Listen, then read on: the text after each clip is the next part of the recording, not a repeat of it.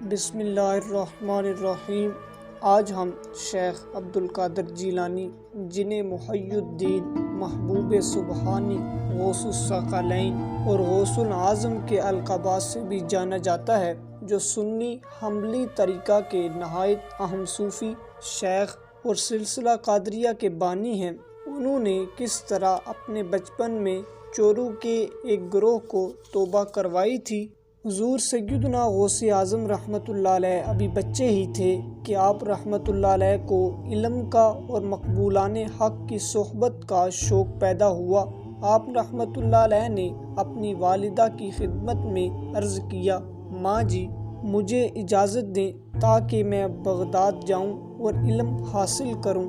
वालिदा ने फरमाया, तुम जाओ। और फिर 40 दिनार आप रहमतुल्लाह अलैह को दिए और फरमाया, ये तुम्हारा खर्च है। आप रहमतुल्लाह अलैह ने वो दिनार लिए और उन्हें एक बटवे में सी कर अपनी कमर के साथ बांध लिया और बगदाद जाने के लिए तैयार हो गए।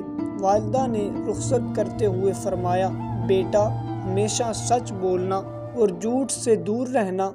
आप अपनी वालिदा से रुखसत हुए और एक काफिला के हमरा बगदाद की जानिब चल पड़े। जब काफिला एक जंगल में पहुंचा तो 60 घुड़सवार डाकू ने उस काफिले पर हमला कर दिया और काफिले को लूटने लगे। एक डाकू हुज़ूर सय्यदना गौसे आज़म रहमतुल्लाह अलैह के पास भी आया और कहा, ए फ़कीर लड़के, तेरे पास कुछ है? आप रहमतुल्लाह अलैह ने फरमाया, हाँ, मेरे पास 40 दिनार हैं। उसने कहा, वो कहाँ हैं? आप रहमतुल्लाह अलैह ने फरमाया, मेरी कमर में बंधे हुए हैं। उस डाकू ने मजाक समझा और चला गया। फिर दूसरा डाकू आया और उसने भी आपसे यही सवाल किया और आप रहमतुल्लाह अलैह ने भी इससे वही जवाब दिया और वो भी इसे मजाक समझकर चला गया। फिर तीसरा डाकू आया और उसने भी यही सवाल किया और आप रहमतुल्लाह अलैह ने इसे भी वही जवाब दिया। इसी तरह मुतअद्दिद डाकू ने आप रहमतुल्लाह अलैह से यही सवाल किया और आपने सबको यही जवाब दिया कि मेरे पास 40 दिनार हैं।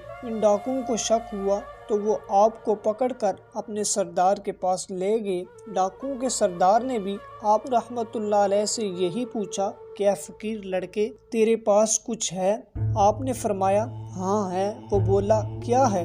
आप रहमतुल्लाह अलैह ने फरमाया, 40 दिनार हैं। उसने पूछा, कहाँ हैं? आप रहमतुल्लाह अलैह ने फरमाया, मेरी कमर के साथ बंधे हैं। सरदार ने आगे बढ़कर तलाशी ली तो वाकई 40 दिनार निकल आए। वो बहुत हैरान हुआ कि इस लड़के ने अपना माल क्यों बताया जबकि डाकुओं से माल छुपाया जाता है। इसने हैरानगी के साथ आप रहमतुल्लाह अलैह से पूछा, तुमने ये माल हमसे क्यों ना छुपाया? आप रहमतुल्लाह अलैह ने फरमाया, मेरी माँ ने मुझे सच बोलने का हुक्म दिया था, इसलिए मैंने सच बोला और सच ही बोलता रहूँगा ताकि वालिदा के साथ हद शिकनी न हो। डाकुओं के सरदार ने आपकी बात सुनी तो चीख मार कर रोने लगा और कहा, अफसोस, तू अपनी माँ के साथ किए हुए अहद को पूरा करता है और मैं अपने रब से किए हुए अहद को पूरा नहीं करता। फिर उसने आप रहमतुल्लाह अलैह से दरख्वास्त की कि मैं आपके हाथ पर तौबा करता हूँ। ये कहकर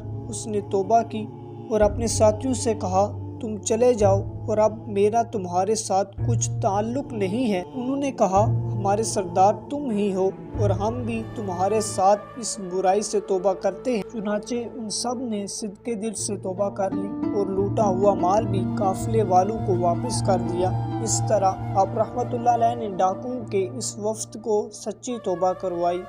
अल्लाह ताला हमें भी आप रहमतुल्लाह अलैह के नक्शे कदम पर चलने की तौफीक अज़ीम अता फरमाए।